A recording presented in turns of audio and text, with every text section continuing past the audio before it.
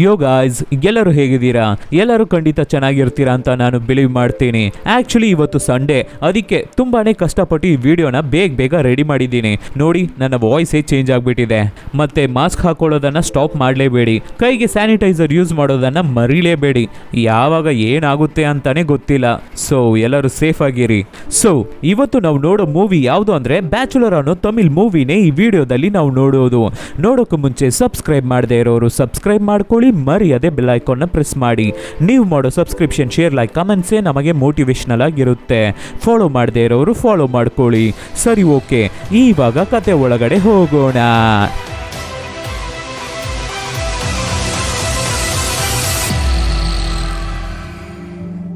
Opening scene ನಲ್ಲೇ ಒಬ್ಬ ಹುಡುಗ ಬ್ಯಾಂಗ್ಳೂರ್ ಬ್ಯಾಚುಲರ್ಸ್ ರೂಮ್ ಅಲ್ಲಿ ಸ್ಟೇ ಆಗಿದ್ದು ಕೆಲಸ ಹುಡುಕ್ತಾ ಇರ್ತಾನೆ. ಇವನೇ ಈ ಕಥೆಯ ಹೀರೋ. ಅವನ ಹೆಸರೇ ಡಾರ್ಲಿಂಗ್ ಅಂತೆ. ಇವನು ಯಾವ ತರ ಅಂದ್ರೆ ಏನೇ ಆದ್ರೂ ಸರಿ ಬಿದ್ರು ಸರಿ ಕೇರ್ಲೆಸ್ ಆಗಿ ಎಣ್ಣೆ ಹೊಡ್ಕೊಂಡು ಸುಮ್ನೆ ಸುತ್ತಾಡ್ತಾ ಇರೋ ಹುಡುಗ. ಯಾವುದರ ಬಗ್ಗೆನೂ ಕೇರೇ ಇಲ್ಲ. ಅವನ ಫ್ರೆಂಡ್ಸ್ ಎಲ್ಲರಿಗೂ ಕೆಲಸ ಸಿಕ್ಕಿ ಎಲ್ಲರೂ ಕೆಲಸಕ್ಕೆ ಹೋಗ್ತಾ ಇದ್ದಾರೆ. ಆದ್ರೆ ಬಾಸಿಗೆ ಮಾತ್ರ ಕೆಲಸ ಸಿಕ್ಕಿಲ್ಲ. ಬ್ಯಾಡ್ ಬ್ಯಾಚುಲರ್ ಹುಡುಗ, ಸುಮ್ನೆ ಸುತ್ತಾಡ್ತಾ ಇರೋ ಹುಡುಗ. ಆದ್ರೆ ಹುಡುಗನಿಗೆ ಅವನ ಫ್ಯಾಮಿಲಿ ಮೇಲೆ ಮಾತ್ರ ಸ್ವಲ್ಪ ಭಯ ಇರುತ್ತೆ ಅಷ್ಟೇ, ಇನ್ನ ಯಾವುದಕ್ಕೂ ತಲೆನೇ ಕೆಡಿಸ್ಕೊಳ್ಳಲ್ಲ. ಹೀಗೆ ಇರಬೇಕಾದ್ರೆ ಒಂದು ದಿನ ಡಾರ್ಲಿಂಗ್ ಅವನ ಕ್ಲೋಸ್ ಫ್ರೆಂಡು ಅವನ ರೂಮಿಗೆ ಬಂದು, ನೀನು ಇಲ್ಲಿ ಇರೋದೆಲ್ಲ ಬೇಡ, ಬಾ ನನ್ ಜೊತೆ ಅಂತ ಅವನ ಫ್ರೆಂಡು ಅವನ ಮನೆಗೆ ಕರ್ಕೊಂಡು ಹೋಗ್ತಾನೆ. ಅಲ್ಲಿ ಹೀರೋ ಅವನ ಫ್ರೆಂಡು ಒಂದು ಹುಡುಗಿ ಜೊತೆ ಲಿವಿಂಗ್ ಟುಗೆದರ್ ರಿಲೇಶನ್ಶಿಪ್ ಅಲ್ಲಿ ಇದ್ದಾನೆ. ಪ್ಲಸ್ ಆ ಮನೆಯಲ್ಲಿ ಫ್ರೆಂಡ್ ಜೊತೆ ಒಬ್ಳು ಹುಡುಗಿ ರಿಲೇಶನ್ಶಿಪ್ ಅಲ್ಲಿ ಇದ್ದಾಳೆ ಅಲ್ವಾ, ಆ ಹುಡುಗಿಯ ಮತ್ತೊಂದು ಫ್ರೆಂಡು ಆ ಮನೆಯಲ್ಲೇ ಅವ್ರಗಳ ಜೊತೆನೆ ಇರ್ತಾಳೆ. ಅಂದ್ರೆ ಅವಳು ಮಾತ್ರ ಸಪರೇಟ್ ಆಗಿ ಇರ್ತಾಳೆ. ಅವಳನ್ನ ನೋಡಿದ ತಕ್ಷಣ ಹೀರೋಗೆ ಪಾಗಲಾಗ್ಬಿಡುತ್ತೆ. ಸೈಟ್ ಹೊಡಿತಾ ಇರ್ತಾನೆ. ಅಂದ್ರೆ ಆ ಮನೆಯಲ್ಲಿ ಒಬ್ಬ ಹುಡುಗ, ಇಬ್ಬರು ಹುಡುಗಿರು. ಅದರಲ್ಲಿ ಒಂದು ಹುಡುಗಿ ಜಸ್ಟ್ ಫ್ರೆಂಡ್ ಅಷ್ಟೇ. ಆ ಹುಡುಗಿಗೇನೆ ಹೀರೋ ಲೈನ್ ಹೊಡಿತಾ ಇರೋದು. ಎಲ್ಲರೂ ಆ ಮನೆಯಲ್ಲೇ ಸ್ಟೇ ಆಗಿದ್ದಾರೆ. ಆಮೇಲೆ ಫ್ರೆಂಡು ಡಾರ್ಲಿಂಗ್ ನ ಹುಡುಗಿರಿಗೆ ಇಂಟ್ರೊಡ್ಯೂಸ್ ಮಾಡಿ ಕೊಟ್ಟು ಬಾಟಲ್ ನ ಸುದ್ಬಿಟ್ಟು ಕ್ವಶನ್ಸ್ ನ ಕೇಳಿ ಆಟ ಆಡ್ತಾ ಇರ್ತಾರೆ. ಎಲ್ಲ ಬರೀ ಅಡಲ್ಟ್ ಕ್ವಶನ್ಸ್ ಗಳಾಗೆ ಇರುತ್ತೆ. ನನ್ಗೇನೆ ಇರಿಟೇಟ್ ಆಯ್ತು. ಸೊ ಅದಕ್ಕೆ ಆ ಸೀನ್ ಬೇಡ. ಹಾಗೆ ಆಟ ಆಡ್ಕೊಂಡು ಎಲ್ಲರೂ ಹಾಗೆ ಫ್ರೆಂಡ್ಸ್ ಆಗ್ಬಿಡ್ತಾರೆ. ಸೊ ಇವಾಗ ಹೀರೋನು ಅವ್ರಗಳ ಜೊತೆನೆ ಸ್ಟೇ ಆಗ್ತಾನೆ. ಆಮೇಲೆ ಫ್ರೆಂಡ್ಸ್ ಎಲ್ಲರೂ ಸೇರಿ ಅವರು ಕೆಲಸ ಮಾಡ್ತಾ ಇರೋ IT ಕಂಪನಿಯಲ್ಲೇ ಹೀರೋಗೂ ಒಂದು ಕೆಲಸನ ಕೊಡಿಸ್ಬಿಡ್ತಾರೆ. ಆವಾಗ ಹೀರೋ, ಇಲ್ಲಿ ನಾನು ಏನ್ ಕೆಲಸ ಮಾಡಬೇಕು ಅಂತ ಕೇಳಿದ್ರೆ, ನೀನ್ ಏನು ಮಾಡೋದು ಬೇಡ, ಸುಮ್ಮನೆ ಕೂತಿರೋ ಸಾಕು ಅಂತ ಹೇಳ್ತಾರೆ ಫ್ರೆಂಡ್ಸ್. ಆಮೇಲೆ ಹೀರೋಗೆ ಟ್ರೈನಿಂಗು ಚೆನ್ನೈಯಲ್ಲಿ ಇರುತ್ತೆ. ಸೊ ಟ್ರೈನಿಂಗ್ಗೆ ಚೆನ್ನೈಗೆ ಹೋಗ್ತಾನೆ. ಅಲ್ಲಿ ಹುಡುಗರು ಹುಡುಗಿರು ಕ್ಯಾಶುವಲ್ ಆಗಿ ಕ್ಲೋಸ್ ಆಗಿ ಸುತ್ತಾಡ್ತಾ ಇರ್ತಾರೆ. ಅದನ್ನ ನೋಡೋ ಹೀರೋಗೆ, ನಮಗೆ ಒಂದು ಫಿಗರ್ ಇಲ್ವಲ್ಲ ಅಂತ ಹೊಟ್ಟೆ ಹುರ್ಕೋತಾ ಇರ್ತಾನೆ ನಮ್ ತರ. ಆಮೇಲೆ ಹೀರೋಗೆ ಬ್ಯಾಂಗ್ಳೂರಲ್ಲೇ ಪೋಸ್ಟಿಂಗ್ ಸಿಗುತ್ತೆ. ಸೊ ರಿಟರ್ನ್ ಬ್ಯಾಂಗ್ಳೂರ್ಗೆ ಬರ್ತಾನೆ ಹೀರೋ.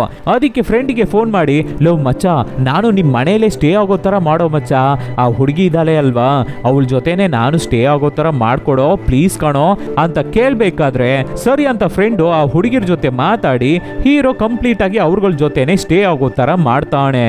ಸೊ ಹೀರೋನು ಅವ್ರಗಳ ಮನೆಯಲ್ಲೇ ಬಂದು ಸ್ಟೇ ಆಗ್ತಾನೆ. ಹಾಗೆ ಇರ್ಬೇಕಾದ್ರೆ ಒಂದು ದಿನ ಹೀರೋ ಅವರ ಅಕ್ಕ ದುಬೈಯಿಂದ ಕಾಲ್ ಮಾಡ್ತಾರೆ. ಅಕ್ಕನ ಜೊತೆ ಮಾತಾಡ್ಬೇಕಾದ್ರೆ ಹುಡುಗಿರು ಗೊತ್ತಿಲ್ಲದೆ ಸದ್ ಮಾಡ್ಬಿಡ್ತಾರೆ.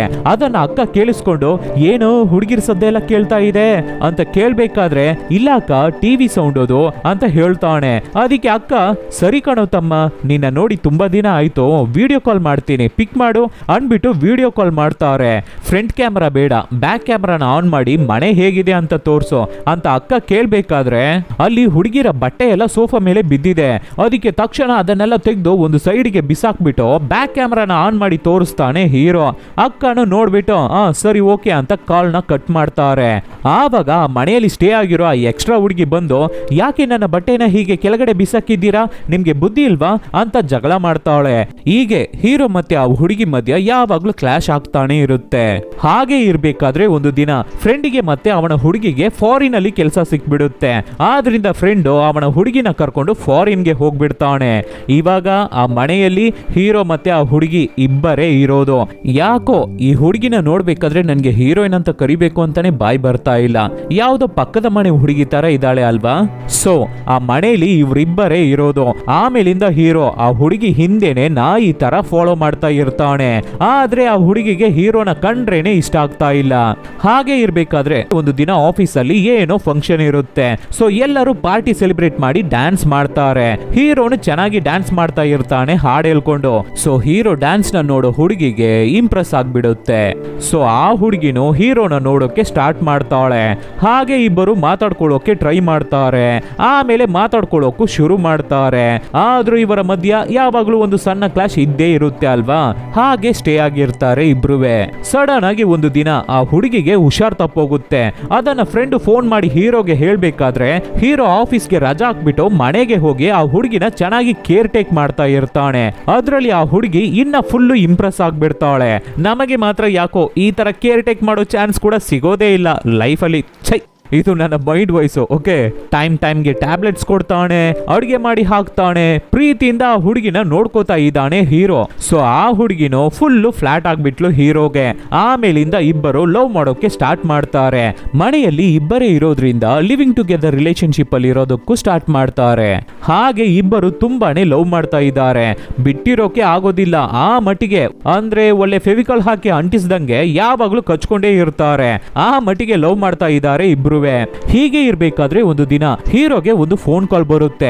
ಅದರಲ್ಲಿ ಮಾತಾಡಿಬಿಟ್ಟು ಆ ಹುಡುಗಿ ಹತ್ರ ಹೀರೋ, ಲೇಮಾ ನಾನು ಸ್ವಲ್ಪ ನಮ್ಮ ಊರಿಗೆ ಹೋಗಿದ್ದು ಬರ್ತೀನಿ, ನನ್ನ ರಿಲೇಟಿವ್ ಅವರ ಮ್ಯಾರೇಜ್ ಇದೆ ಅಂತ ಹೇಳ್ಬೇಕಾದ್ರೆ ಸರಿ ಅಂತ ಹುಡುಗಿನ ಅವನನ್ನ ಕಳಿಸ್ಕೊಡ್ತಾಳೆ.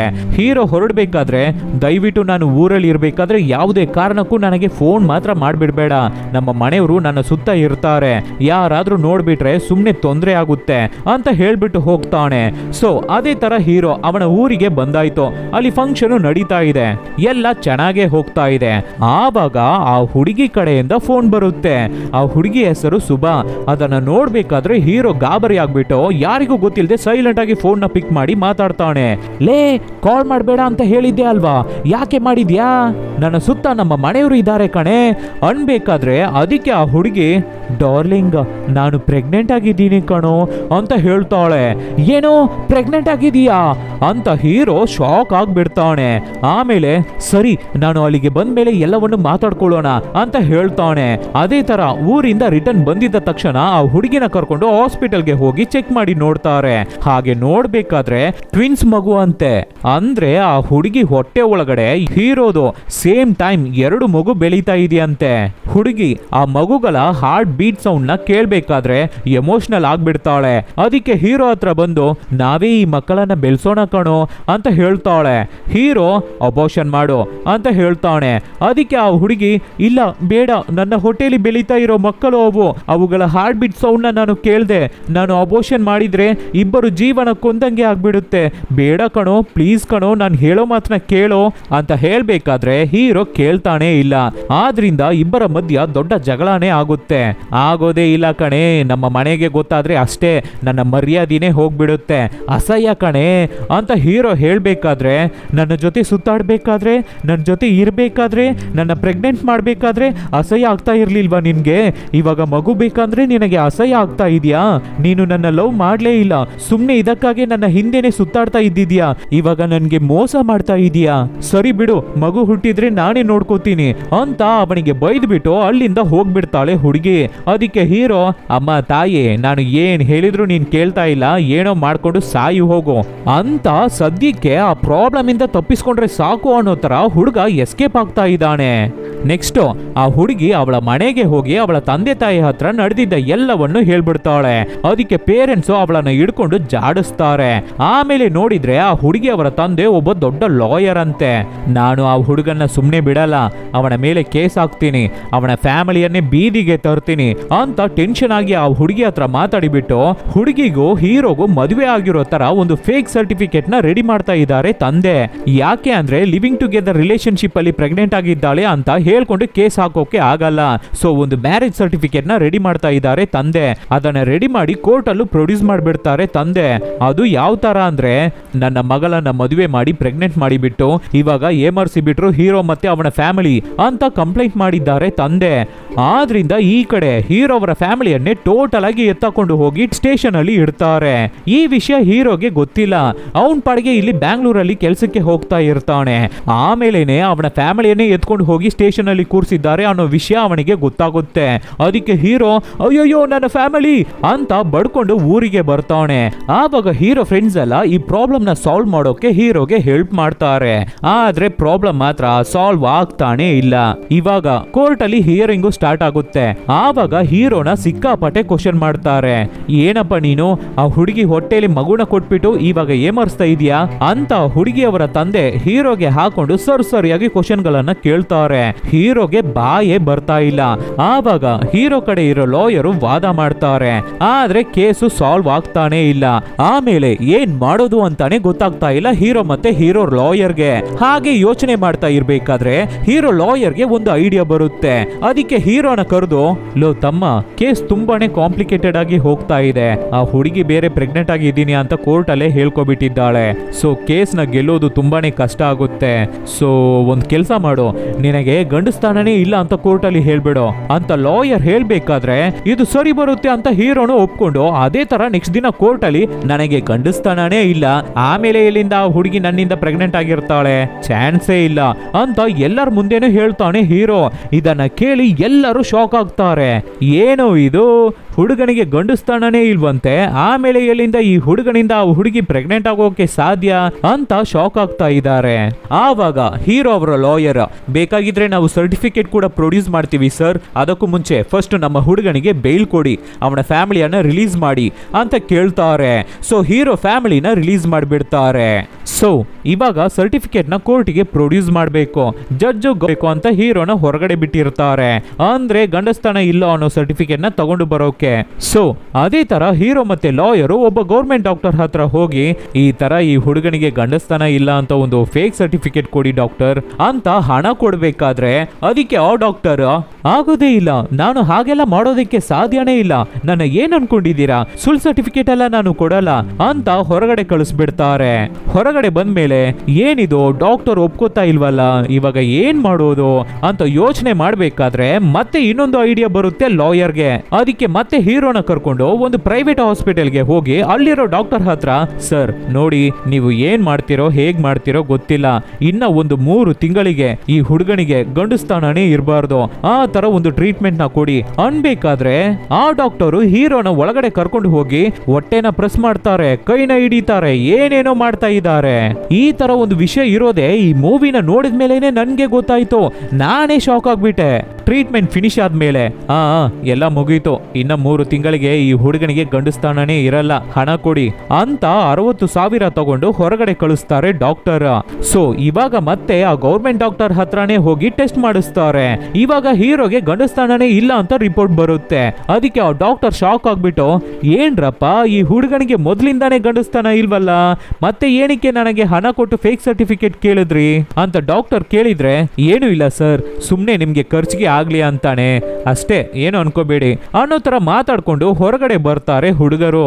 ಆಮೇಲೆ ನೆಕ್ಸ್ಟ್ ಇಯರಿಂಗು ಸ್ಟಾರ್ಟ್ ಆಗುತ್ತೆ. ಆ ಫೇಕ್ ಸರ್ಟಿಫಿಕೇಟ್ ನ ಸಬ್ಮಿಟ್ ಮಾಡ್ತಾರೆ ಲಾಯರ್. ಆವಾಗ ಹೀರೋ ಏನನ್ನು ನಿಂತ್ಕೊಂಡು ಯೋಚನೆ ಮಾಡ್ತಾ ಇದ್ದಾನೆ. ಆಕ್ಚುಲಿ ಏನಾಗಿದೆ ಅಂದ್ರೆ ಹಿಂದಿನ ದಿನ ಅದೇ ಫಾರಿನ್ ಗೆ ಹೋಗಿದ್ರಲ್ಲ ಹೀರೋ, ಅವನ ಫ್ರೆಂಡ್ ಮತ್ತೆ ಲಿವಿಂಗ್ ಟುಗೆದರ್ ಹುಡುಗಿ, ಅವರು ರಿಟರ್ನ್ ಬಂದ್ಬಿಟ್ಟಿದ್ದಾರೆ. ಅವರಿಗೂ ಎಲ್ಲಾ ವಿಷಯನೂ ಗೊತ್ತಾಗಿದೆ. ಅವರು ಹೀರೋನ ಹಿಡಿದು, ಲೋ ನಿನ್ನ ನಂಬಿ ತಾನೇ ಆ ಹುಡುಗಿನ ಬಿಟ್ಟು ಹೋಗಿದ್ವಿ, ನೀನೇನು ಈ ತರ ಮಾಡಿಟ್ಟಿದ್ಯಲ್ಲೋ, ನಿನಗೆ ಅರ್ಥ ಆಗ್ತಾ ಇಲ್ವೇನೋ, ಆ ಹುಡುಗಿ ಮಗು ಬೇಕು ಅಂತ ಹಠ ಮಾಡ್ತಾ ಇದ್ದಾಳೆ ಅಂದ್ರೆ ನೀನ್ ಬೇಕು ಅಂತ ಅರ್ಥ ಕಾಣೋದು. ಆ ಹುಡುಗಿ ನಿನ್ನ ತುಂಬಾನೇ ಡೀಪ್ ಆಗಿ ಲವ್ ಮಾಡ್ತಾ ಇದ್ದಾಳೆ, ಅದಕ್ಕೇನೆ ಮಗು ಬೇಕು ಅಂತ ಇದ್ದಾಳೆ, ಆವಾಗ್ಲೇನೆ ನೀನು ಅವಳನ್ನ ಮದುವೆ ಆಗ್ತೀಯ ಅನ್ಕೊಂಡಿದ್ದಾಳೆ ಕಣೋ ಅಂತ ಫ್ರೆಂಡ್ ಹೀರೋಗೆ ಹೇಳ್ಬೇಕಾದ್ರೆ ಇವಾಗ ಈ ತಲೆ ಕೆಟ್ಟ ಹೀರೋಗೆ ಅರ್ಥ ಆಗ್ತಾ ಇದೆ. ಹೋ, ಆ ಹುಡುಗಿ ಇಷ್ಟೊಂದು ನನ್ನನ್ನ ಇಷ್ಟಪಡ್ತಾ ಇದ್ದಾಳ, ಇಷ್ಟು ಲವ್ ಮಾಡ್ತಾ ಇದ್ದಾಳ, ನನ್ನ ನಾನೇ ಸೆಲ್ಫಿಶ್ ಆಗಿದ್ಬಿಟ್ನ ಅಂತ ಯೋಚನೆ ಮಾಡ್ತಾ ಇದ್ದಾನೆ ಹೀರೋ. ಇವಾಗ ಕೋರ್ಟ್ ಅಲ್ಲಿ ಗಂಡಸ್ತಾನ ಇಲ್ಲ ಅನ್ನೋ ಸರ್ಟಿಫಿಕೇಟ್ ನು ಪ್ರೊಡ್ಯೂಸ್ ಮಾಡೋಯ್ತು. ಸೊ ಜಡ್ಜು ಇವಾಗ ಏನ್ ಮಾಡೋದು ಅಂತ ಯೋಚನೆ ಮಾಡ್ತಾ ಇದ್ದಾರೆ. ಆವಾಗ ಆ ಹುಡುಗಿ ತುಂಬಾನೇ ಬೇಜಾರಾಗ್ಬಿಟ್ಟು ಅವಳೇ ಎದ್ದು ಹೋಗಿ, ನಾನು ಈ ಕೇಸ್ ನ ವಿತ್ಡ್ರಾ ಮಾಡ್ಕೋತೀನಿ, ವಾಪಸ್ ತಗೋತೀನಿ, ನನ್ನ ಮಕ್ಕಳನ್ನ ನಾನೇ ನೋಡ್ಕೋತೀನಿ ಅಂತ ಕೇಸ್ ನ ವಾಪಸ್ ತಗೋತೀನಿ ಅಂತ ಕೋರ್ಟ್ ಅಲ್ಲಿ ಹೇಳ್ಬಿಟ್ಟು ಹೊರಗಡೆ ಹೋಗ್ತಾ ಇದ್ದಾಳೆ ಹುಡುಗಿ. ಹೀರೋ ಅವಳನ್ನೇ ನೋಡ್ತಾ ಇರ್ತಾನೆ. ಹಿಯರಿಂಗ್ ಮುಗಿಯುತ್ತೆ. ಆವಾಗ ಹೀರೋ ಆ ಹುಡುಗಿ ಹಿಂದೆನೆ ಓಡಿ ಹೋಗಿ, ನಾನು ನಿನ್ನ ತುಂಬಾ ಲವ್ ಮಾಡ್ತಾ ಇದ್ದೀನಿ ಸುಬಾ, ಬಾ ಅಬೋಷನ್ ಎಲ್ಲ ಮಾಡೋದು ಬೇಡ, ನಾವಿಬ್ಬರು ಸೇರಿನೇ ಮಗುಗಳನ್ನ ಬೆಳೆಸೋಣ ಅಂತ ಹೀರೋ ಹೇಳ್ಬೇಕಾದ್ರೆ, ಹೋ ಲವ್ ತುಂಬಾ ದೊಡ್ಡ ಮಾತು ಆಡ್ತಾ ಇದ್ದೀರಾ ನೀವು. ನೀನು ಲವ್ ಮಾಡೋದಾಗಿದ್ರೆ ಕೋರ್ಟ್ ಅಲ್ಲಿ ಏನಿಕೋ ನಿನಗೆ ಗಂಡಸ್ತಾನ ಇಲ್ಲ ಅಂತ ನೀನು ಸರ್ಟಿಫಿಕೇಟ್ ಪ್ರೊಡ್ಯೂಸ್ ಮಾಡ್ತಾ ಇದ್ದೆ. ನಿನಗೆ ಗಂಡಸ್ತಾನ ಇಲ್ಲ ಅಂದ್ರೆ ಹಾಗಾದ್ರೆ ನಾನು ಯಾರ ಜೊತೆನೋ ಇದ್ದು ಪ್ರೆಗ್ನೆಂಟ್ ಆಗಿದ್ದೀನಿ. ನನ್ನ ಅವಮಾನ ಮಾಡ್ಬಿಟ್ಟೆ ಅಲ್ಲ, ನನ್ನ ಚೀಪಾದ ಹುಡುಗಿಯಾಗಿ ಎಲ್ಲರಿಗೂ ತೋರಿಸ್ಬಿಟ್ಟೆ ಅಲ್ಲ. ಹೋಗಲ್ಲೋ ಹೋಗು ಅಂತ ಹೀರೋಗೆ ಮಿಡಲ್ ಫಿಂಗರ್ನ ತೋರಿಸ್ಬಿಟ್ಟು ನಿಧಾನಕ್ಕೆ ನಡ್ಕೊಂಡು ಹೋಗ್ತಾ ಇದ್ದಾಳೆ ಹುಡುಗಿ. ಹೀರೋನ ನೀನೆಲ್ಲ ಗಂಡ್ಸೇ ಇಲ್ಲ ಕಣೋ, ನನಗೆ ಹುಟ್ಟ ಮಗುವನ್ನ ನಾನೇ ನೋಡ್ಕೋತೀನಿ, ನೀನು ನನಗೆ ಬೇಕಾಗೇ ಇಲ್ಲ ಅನ್ನೋ ತರ ಹೋಗ್ತಾ ಇದ್ದಾಳೆ ಹುಡುಗಿ. ಆಕ್ಚುಲಿ ಹುಡುಗಿ ಹೀರೋ ಆಗ್ಬಿಟ್ಲು, ಹೀರೋ ವಿಲ್ಲನ್ ಆಗ್ಬಿಟ್ಟ.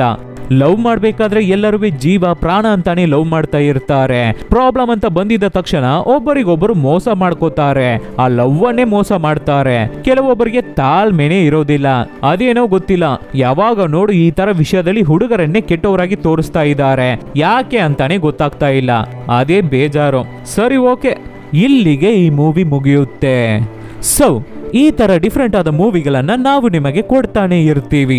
ಅದಕ್ಕೆ ನೀವು ಮಾಡಬೇಕಾಗಿರೋದು ನಿಮ್ಮ ಸಪೋರ್ಟ್ ಮಾತ್ರ, ಏನೂ ಇಲ್ಲ. ನಿಮ್ಮ ಫ್ರೆಂಡ್ಸ್ಗೆ, ರಿಲೇಟಿವ್ಸ್ಗೆ ಹೇಯ್ ಈ ತರ ಒಂದು ಚಾನಲ್ ಇದೆ, ಚೆನ್ನಾಗಿದೆ ನೋಡು ಅಂತ ಹೇಳಿದ್ರೇನೆ ಸಾಕು. Soon catch you peoples with an another nice movie. Take care.